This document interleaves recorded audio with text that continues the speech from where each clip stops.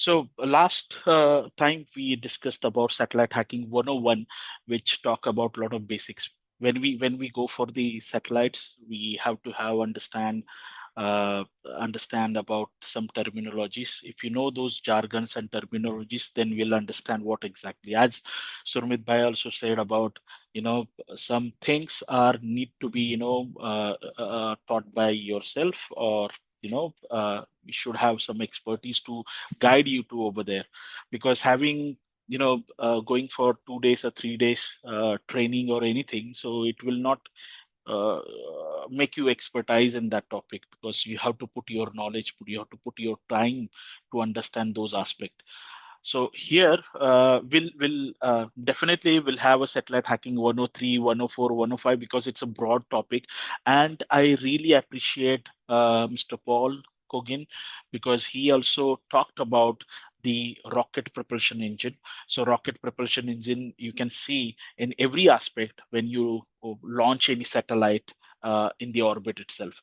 So from Earth to constellation, these aspect comes into the picture. And even as also, I don't remember the name of the person who talk about launchpad cybersecurity, as Mr. Paul suggested the name of the person. And definitely from the launchpad to the propulsion engine, rocket propulsion engine to satellite. So if you see the entire, how it's going from the Earth to space, there are many aspects comes into the picture, many technology comes into the picture, and every stage there is attack vector. So that's define how we go for the attacks, or rather we can say cybersecurity in this case. And definitely every stage have some sort of depends and depth mechanism. So definitely if someone is targeting a satellite, is not from you and me are sitting at home and we are targeting satellite by for what? Targeting satellite, who benefits actually? It's definitely it's from terrorist organization, or it's from laws and regulations, from intelligence intelligence agency. These people utilize those aspects actually. And this is in the war situation, everybody know every country attack on those infrastructure, and those things comes into critical infrastructure, because the satellite gives a lot of communication getting used in different sectors. And if something happened to the satellite communication or entire this sector, it's create a problem. So as the Paul says that if your rocket is launching this satellite in the orbit, that's why we need to secure the entire launch pad, or rather we can say the rocket propulsion engine in this case. And as you know, that SpaceX and other companies, and even in the India, a lot of people, private sectors, they are going for the uh, for the propulsion engine. I learned a lot of things about propulsion engines and avionics stuff personally, actually, because it's a very fascinating field for me to learn those more and more aspect about this sector. So that's there. So when we say that there would be a possibility we can perform the OS int on the satellite, or the attacks on the satellite, that's possible. That means sometime or somewhere it happened already. So we are going to see those case studies in 103 and then 104, followed by 104 in this case. So we'll understand the what exactly over here. So there are orbital elements we have to understand, then two line element. This is particular kind of a format which data sent by the satellite, or rather we can say satellite sends some sort of position of the satellite, and some satellite subsystem we last time also we understood, and then component and sourcing and CCSDS, because we don't have a time much to spend on it. So we'll keep it we'll I'm going to keep in, or rather we can say explain in 103 actually in this case, and some sort of attack surfaces. So we'll see some practicality from where we can perform OS end in this case.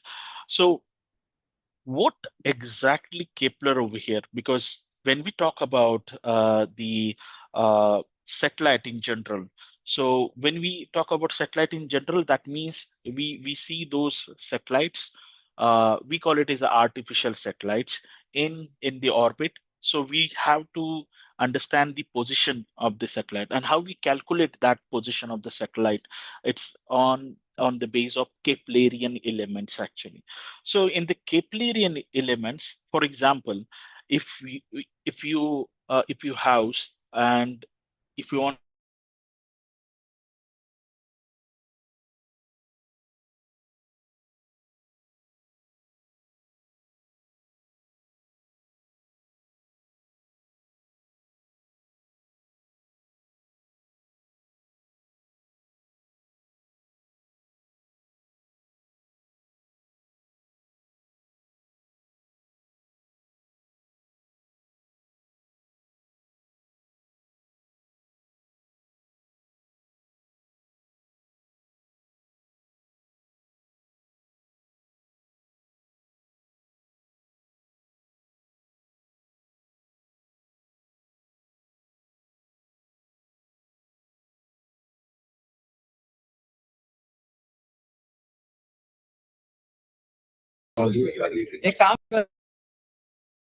hello,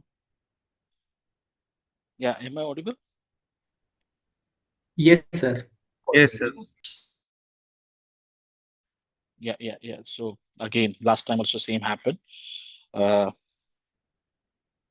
yeah. So let me share my screen. Uh,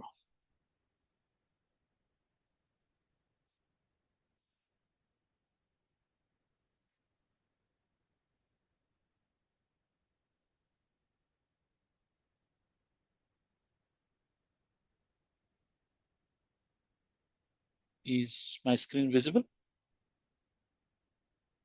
Yes, yes, it's Yes, visible. sir.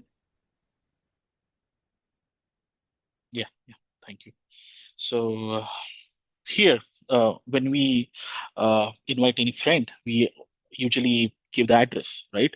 So same way, there would be a latitude, longitude, that altitude in this comes into the picture and distance comes into the picture. The same way, we have to find out the, uh, you know, the location of the satellite in this case. So see, there are some aspects. Six elements are there actually. Semi-major axis, half of the long axis, set orbit size and period. So it will be the orbit side. You can see my cursor actually. So this is the orbit size, and the orbit size depends on what kind of orbit it is, like oval shape or triangle. There are many shape of the orbit actually. So when the E is equal to 0, that is means a circular. E is equal to 1 is highly elliptical. And E equal to 2, 3, 6, up to 6, they have some sort of, the sizes over here. And there is an inclination over here, that is I. And then we have RAN. So where the orbit crosses the equator going north side. And then we have augmented Peirich, which rotates eclipse within the plane, actually, that rotation.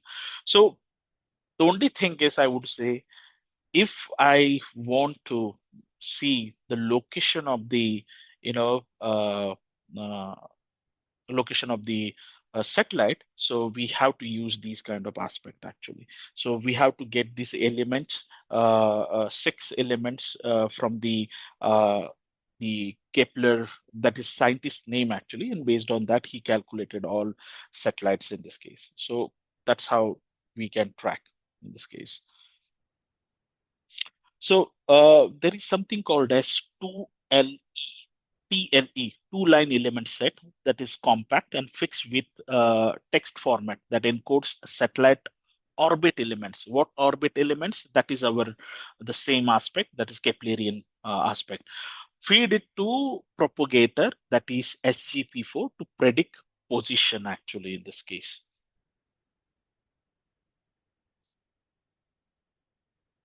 Is electricity came, Tushar? Okay, so I need to attach my another screen.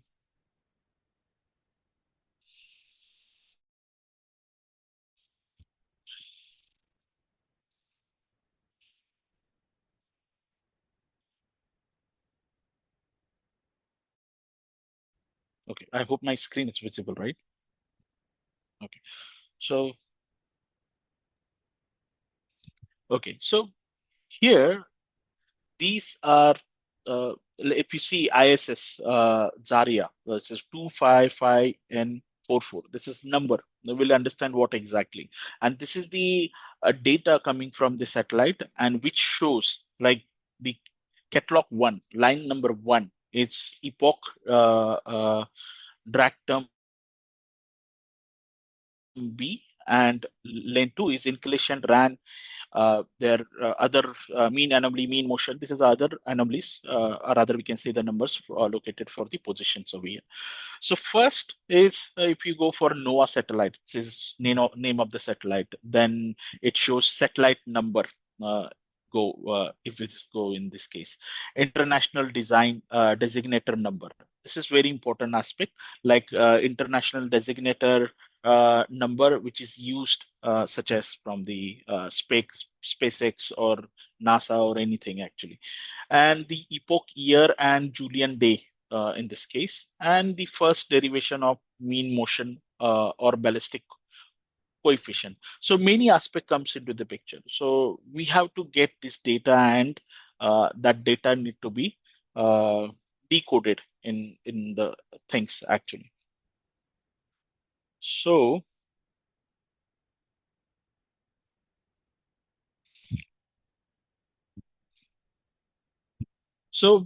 as we know that last time also we understand the what is the subsystem. So these are the subsystems over here where ADNC, altitude determination and control, and then command and data handling, and electric power distribution, propulsions, structure and mechanism, telemetry tracking and command, and thermal controls. These aspects combines together, and these nothing but the CubeSat is going or rotating in the orbit itself. And these are the data from the we'll understand what kind of housekeeping data satellite usually sends to the ground station. But yes, so with the help of some payloads, so these data is getting landed on the geo, the or rather we can say ground station in this case. So these aspect comes into the way. But over here, what we are going to understand how we can get those data from the uh, with respect to the online. So our intention to perform OS int in this case. Generally, the primary remote attack surface is from the ground station to uplink, and then spacecraft bus, and then downlink comes into the picture. So each stages have some sort of the attacks, such as eavesdropping attack, a command injection, which can be sent from through the uplink to the spacecraft, and replay and jamming, which is again the part of the entire communication. We definitely go deep dive in 103 and 104 in this case. So these are the aspects generally we can see in the remote attack. The component and where to find. So as you know that Mr. Paul also mentioned about the a device which are going to use in the rocket propulsion engine, that again sends data to the ground station when it's firing actually, and it also sends some housekeeping data or trajectory, or rather we can say the health or cooling mechanism in the propulsion engine. Many parameters are there. They are getting sending on that. So these devices, which are going to use as a part of satellite or even the rocketry part, that it's very confidential and very hard to get it in the market. That is designed in their manufacturing plant actually.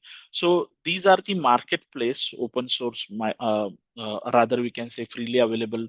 Those data we can see, and those marketplace and directory of space component and services, you can find it on the sat now, sat search, and sat catalog. We'll see in depth in 103 and 104 in this case how we can utilize those information to go and see what exactly the onboard communication computer they are using with the antenna or other booster in this case, and it's sending data to the ground station with a downlink with particular frequency like 7 gigahertz or 10 gigahertz, and what kind of modulation they are using. So these modulations are also important for as per RF reverse engineering. If you know the modulation and be able to use recreate that modulation in such a way that you can decode the entire information. So that decoding happen with the help of software defined radio, which have some sort of specific DBI specified antenna we need to use. And once we get those data or we gather those RF data, we have to perform the demodulation aspect, which we have to identify which FSK, GSP, GFSK, or double GFSK, or many the frequency modulation they are using. And once we understand that frequency modulation, you easily decode that information. That is possible. And even if the communication is encrypted, so we have to decrypt the entire thing.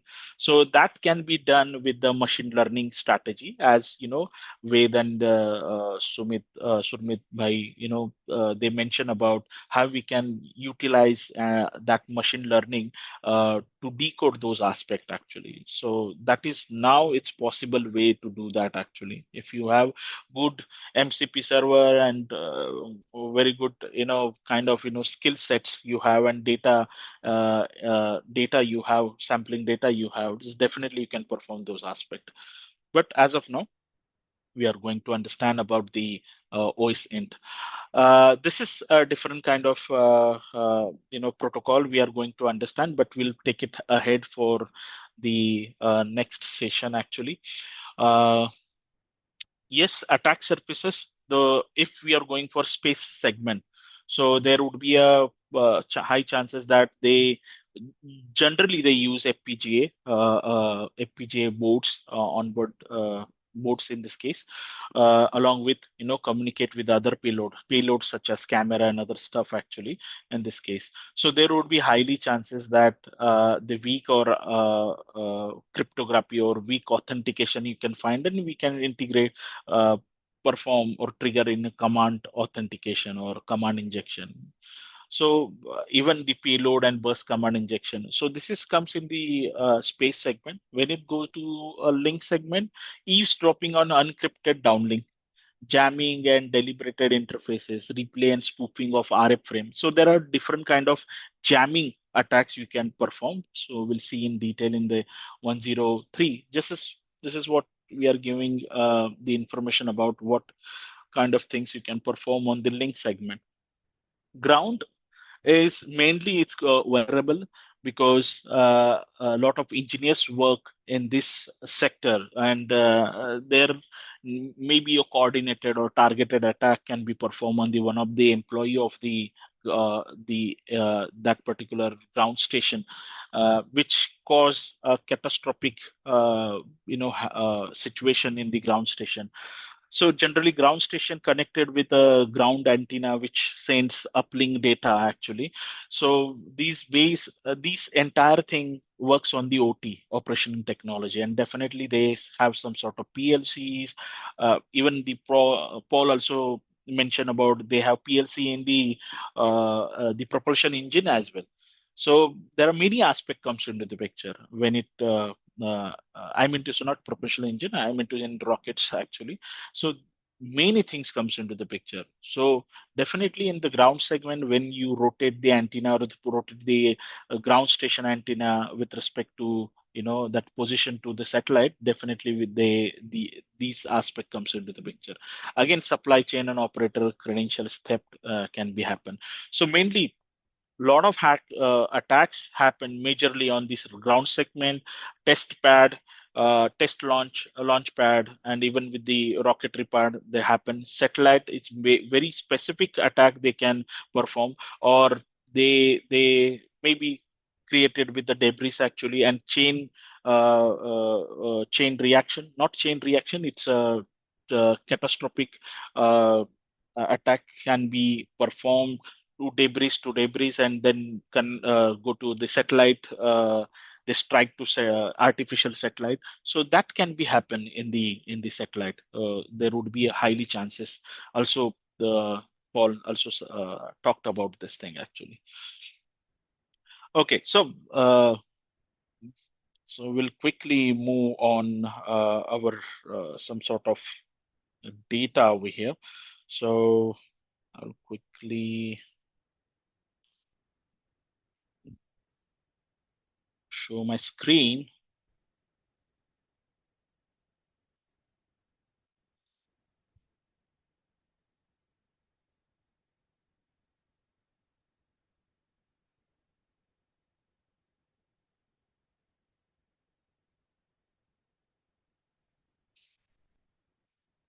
Okay, please. Okay, so this is the site. You can note down n2yo.com. So let me, or maybe I refresh.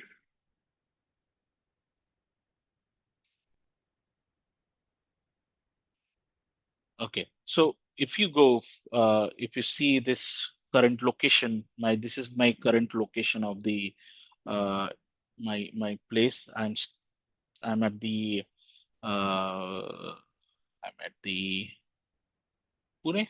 Okay, these are the satellite space station. So if you see the space station, I'm sitting over here. So this is the trajectory it's follow actually on the Earth, and these are the things going hovering over the Earth actually. I would say in this case, uh, and this is the speed 300 to 300 kilometers per hour. That this is the way it goes actually. Okay, so I can zoom in, zoom out, and see the locations. But there are something you can just go over here, and if you see the Starlink, if I go in the Starlink, and you will see the NORAD ID. This is NORAD ID, which is very important aspect. And now this Starlink, this is the 37650 Starlink actually. It's hovering over this area actually in the Pacific Ocean in this case.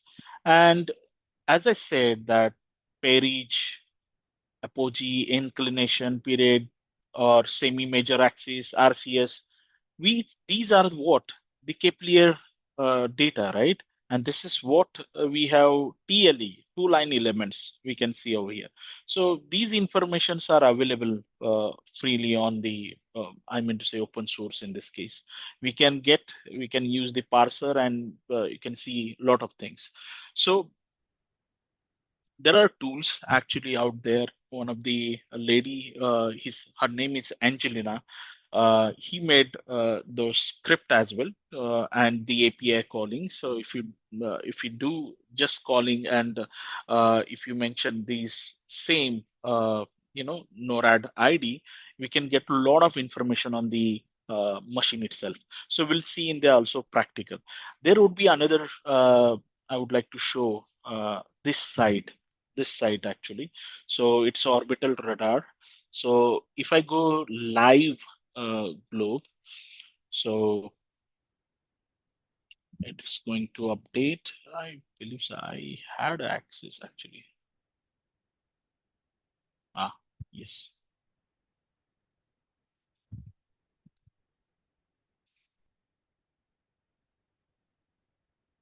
So it will take some time, and you will amaze how many satellites around our Earth actually. So many satellites are there. So I'll click yes, yes, next, next, next. So this is the live satellites you can see around this space, empty space. Definitely space are empty actually. And this is the satellites around the Earth actually. So if I zoom,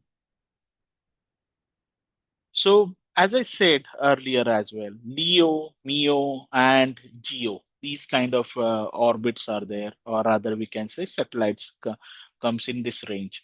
So let's see. This is India, right? So I will click over here, one of the dot. So this is Starlink above India is roaming around this. And this is latitude and longitude, altitudes, and this is the speed, 7.33 kilometer per second. That speed is roaming actually in this case. And this is the Kepler data you can see, right?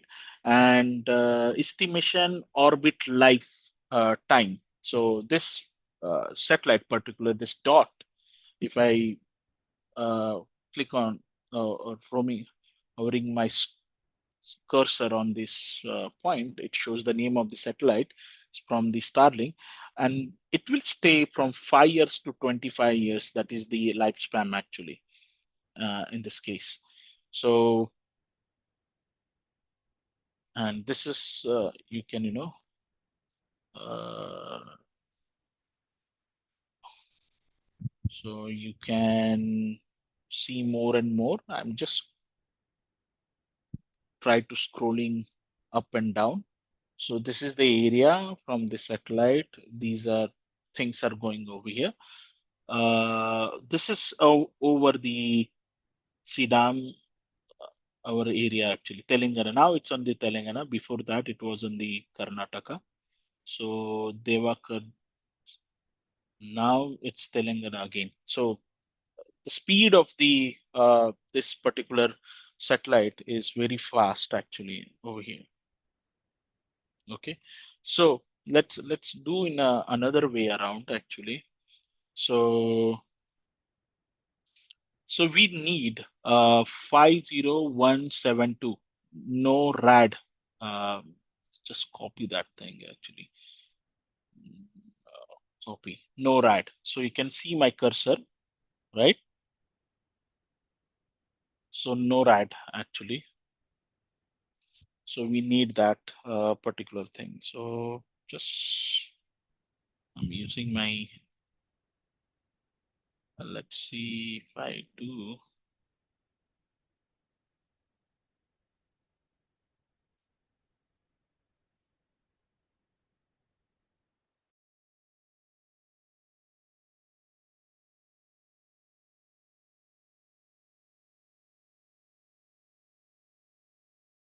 Share my screen again.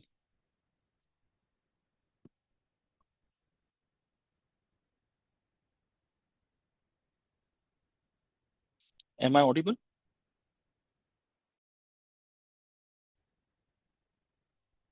Anyone say yes actually. So Yes, sir, you are audible. Yes, sir, yes. yes, yes, yes. Thank you. Thank you.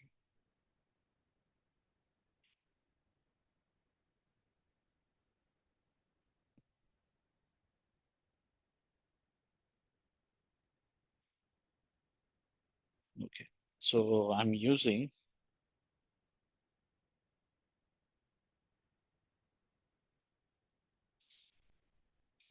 Trilokia.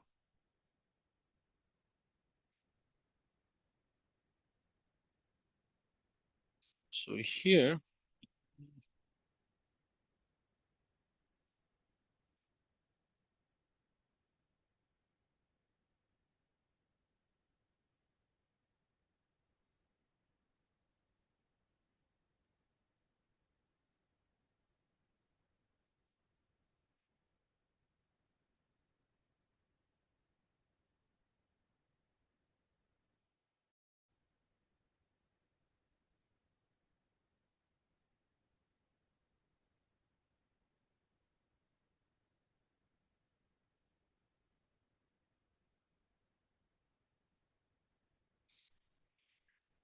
Okay, so I do 0.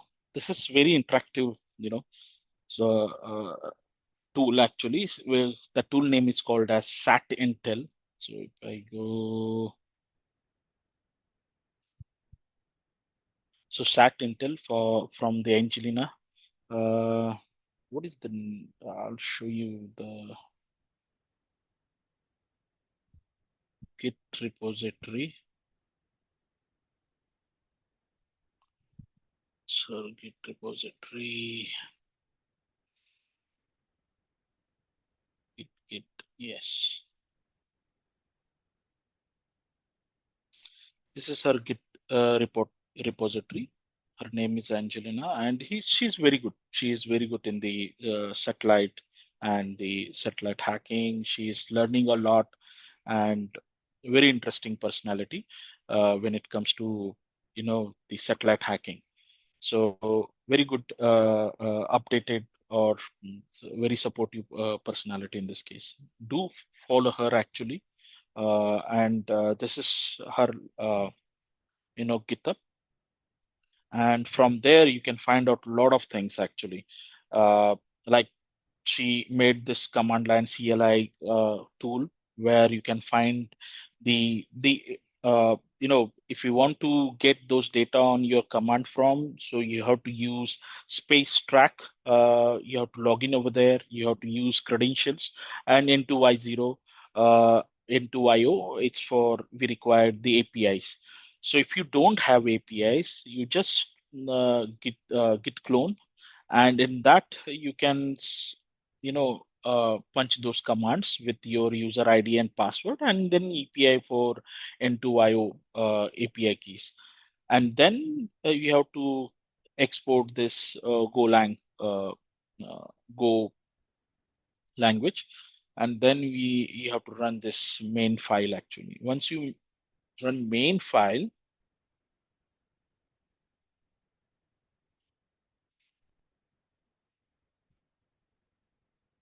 uh,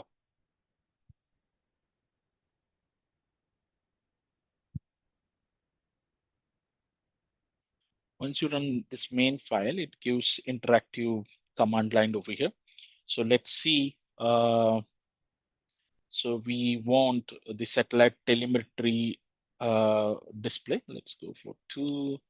And then we are using Nord catalog ID actually. So I will use 2.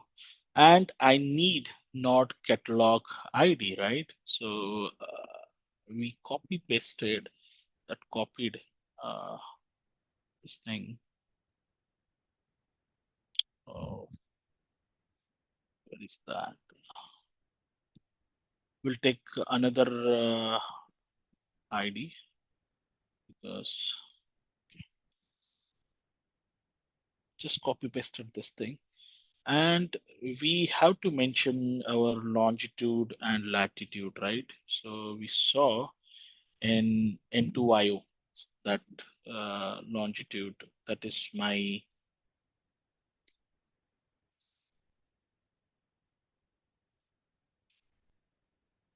latitude, and this is my, this is very basic. It's just not any kind of rocket science over here. And altitude 0, we keep it as a 0. And if you see that, so it fetched the all information about it actually. This is the Starlink 375650. Satellite ID is 110. Satellite position. So this is the satellite position right now here actually. Let me check. We fetched the correct, right? And and this is the satellite declination, timestamp, longitude, latitude. These are the aspect comes into the picture when we use this actually for OSINT. Again, you can go for 3, the orbital prediction. So like I want to know the predictions for uh, when it's going to be come into picture at your location, like after 2 days or 3 days. So I'll use 2, input 2, and again, same information I need to provide, the NORAD ID.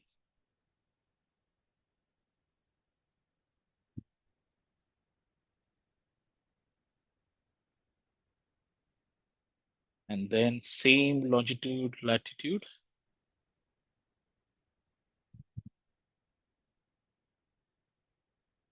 My location is Pune.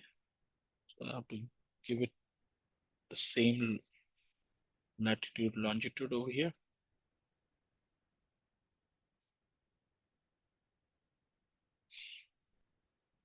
Altitude 0. How many pay days? 2. And minimum elevation 500. If I do that, so you will get all the information. No count. Okay. So transaction count, passes count 0, 0. So if you go another thing, like same way, let's see, 3, 1, 2, and if I punch same information,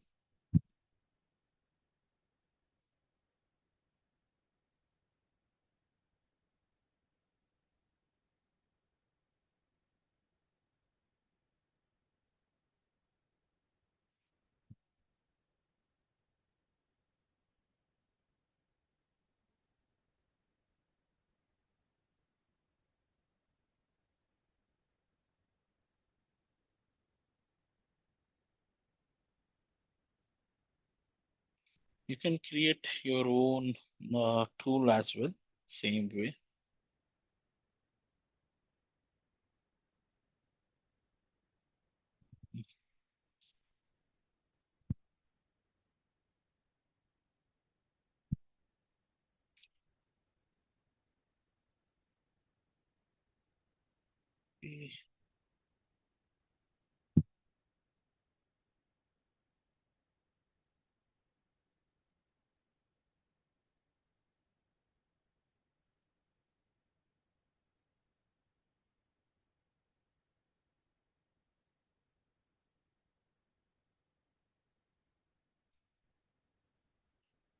Days 500. Let's see.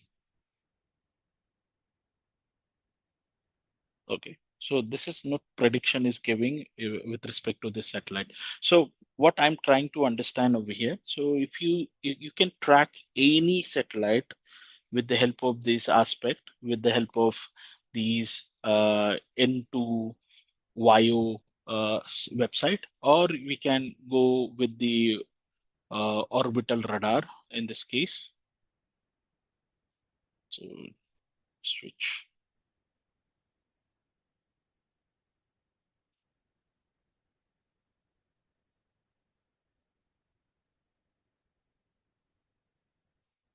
So we can see that those aspects actually over here. So same these information you can utilize for the satellite OSINT actually.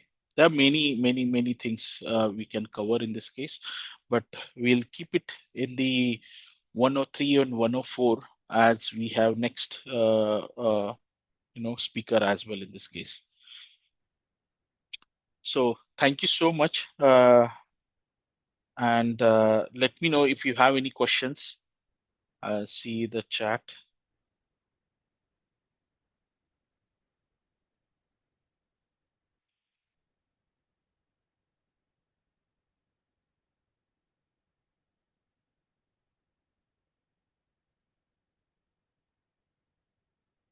No questions so far?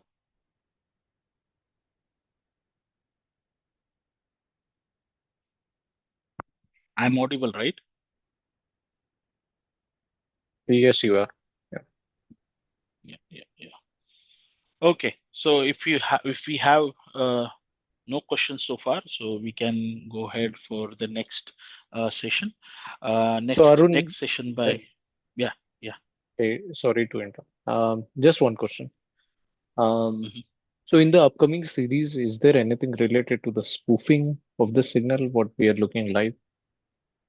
Yes, not spoofing, but we are going to do some sort of interception. Spoofing is not allowed, but Okay. we can make, we have already simulators, satellite simulators. So we can do it on that case actually, live hardware simulators Uh, we have for the satellite. okay. Yeah, yeah. Got it.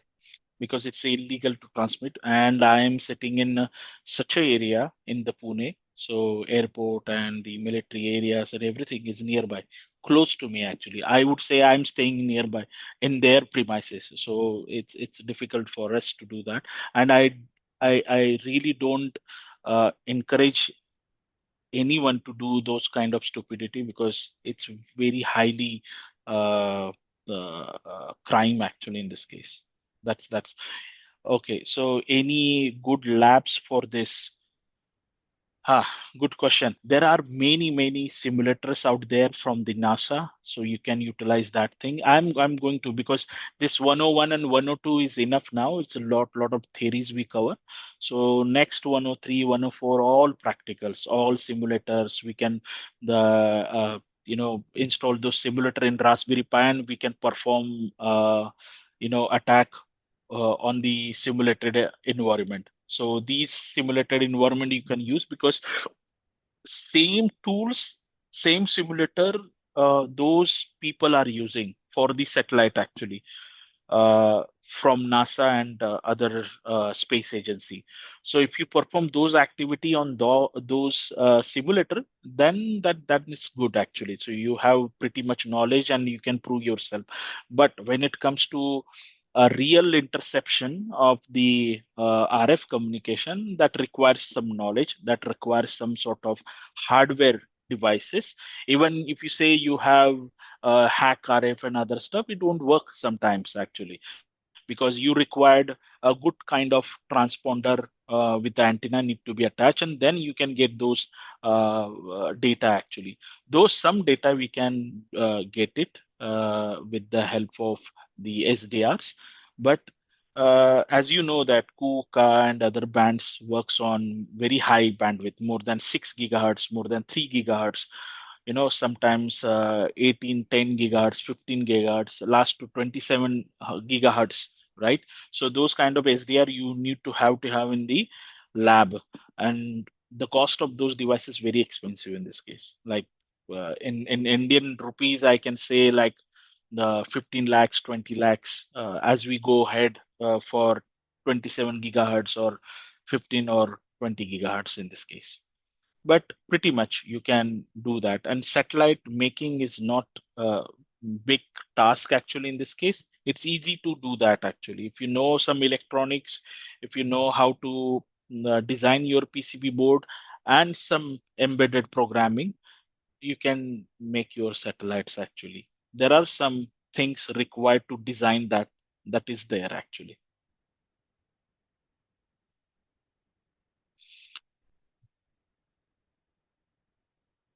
Okay, I don't think so. It's no more question, I believe so.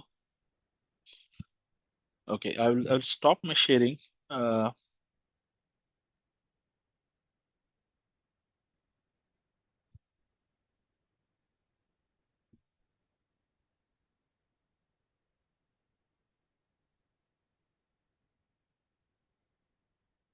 Let me stop it. Yeah. Okay. Okay. Thank you so much, guys, for attending this session.